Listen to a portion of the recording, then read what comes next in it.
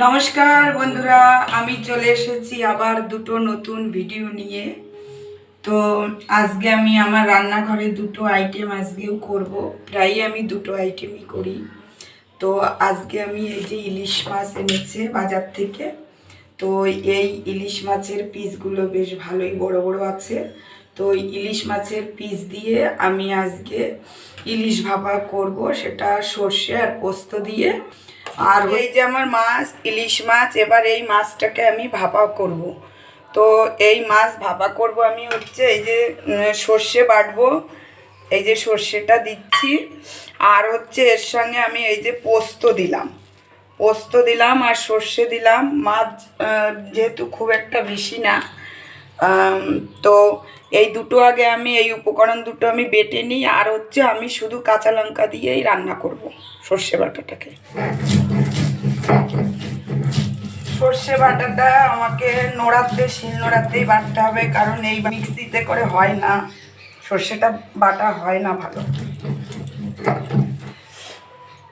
সব মশলা গোছানো হয়ে গেছে।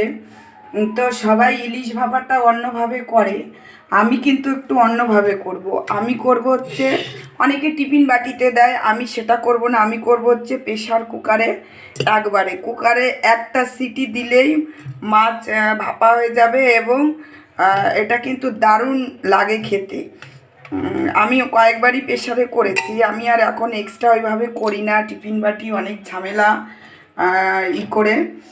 তারপরে আমি এখন দেব হচ্ছে এই যে বাটাটা দিয়ে দিচ্ছি।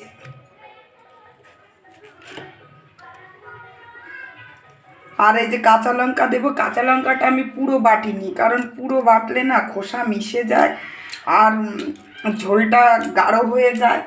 আমার ওইভাবে ভালো লাগে না, ওই জন্য আমি ওই যে কোনো তরকারিতে আমি কাঁচা লঙ্কাটা এইভাবেই দিই, ঝালটাও হয় আর খোসাটা খেলাম না খেলাম ফেলে দিলাম সাইডে।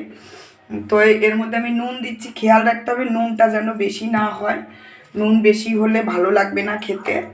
আর দেবো একটু সামান্য একটু হলুদ না দিলেও ভালো হয়, সাদা সাদা কালার হবে পোস্তর। আর হচ্ছে দেবো এই যে সর্ষের তেল, কাঁচা তেল দিয়ে দিচ্ছি। এই যে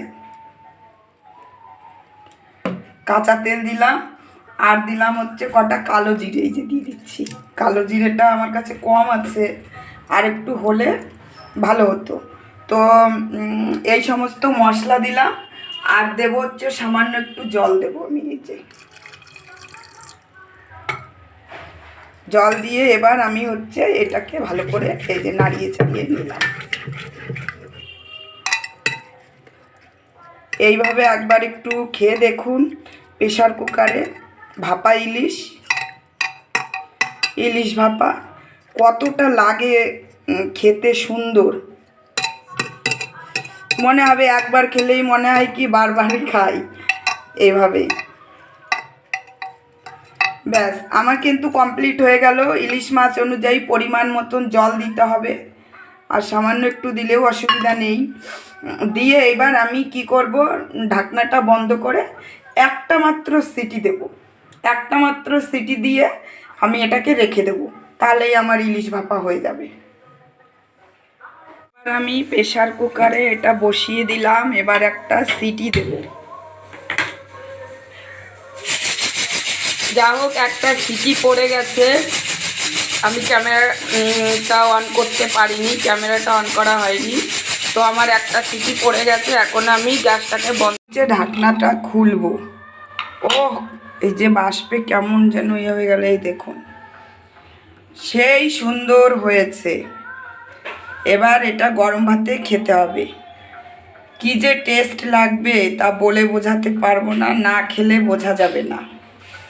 তো আমার সর্ষে আর পোস্ত দিয়ে ইলিশ ভাপা রান্না কমপ্লিট, কাঁচা লঙ্কা দিয়ে। তো এখন গরম ভাতে পরিবেশন করতে হবে। ইলিশ মাছ ভাপা দিয়ে আমি ভাত খাচ্ছি, দারুণ টেস্টি হয়েছে। কিন্তু এইভাবে আপনারা করে একবার মাত্র খেয়ে দেখুন কতটা টেস্টি হয়। এই দেখুন।